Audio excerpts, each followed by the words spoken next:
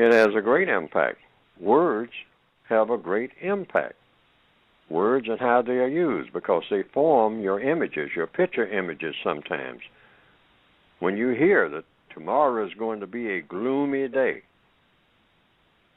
you get in a so-called, what is called, under the system of white supremacy, dark mood. Now, who has ever photographed a mood? And even if they did, you don't really know what they photographed, because if it's a white supremacist doing the photographing, they'll say, I just photographed a dark mood. Here it is. And we'll show you a picture. And you might see some spots on it, or it might be just something blank. And to say, well, this is scientifically what is a dark mood is like. I've managed to get into the depths of a person's brain and soul, and I've actually photographed for the first time what a dark mood looks like. And you need to get rid of these dark moods. Dark moods are non-constructive. Dark days are non-constructive. Well, now, logically speaking, unless I've been misinformed, a day gets dark because clouds come between the sun and the earth.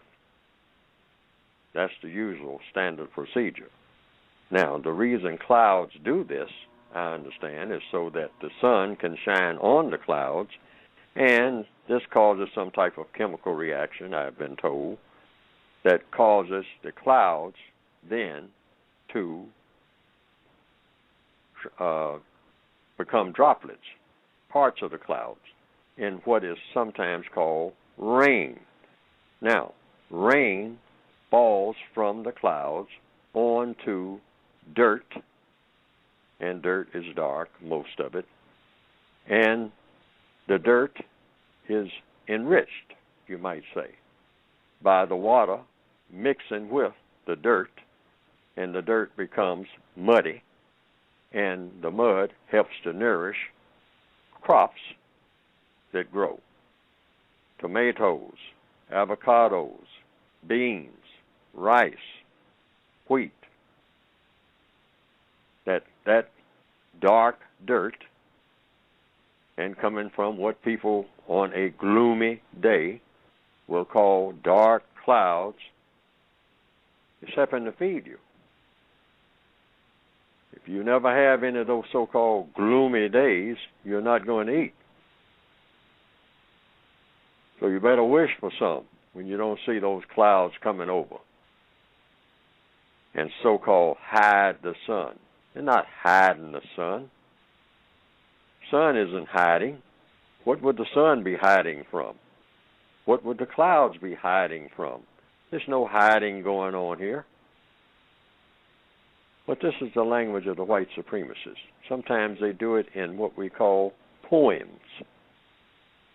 And these things go around in a person's mind. So a person is walking through the rain and saying, this is terrible. Sure, you're getting wet. You're supposed to get wet.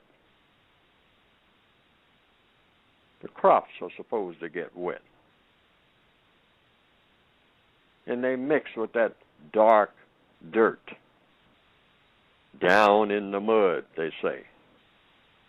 Sometimes the white supremacists call dark-skinned people the mud people. Well, you got to have mud if you're going to eat.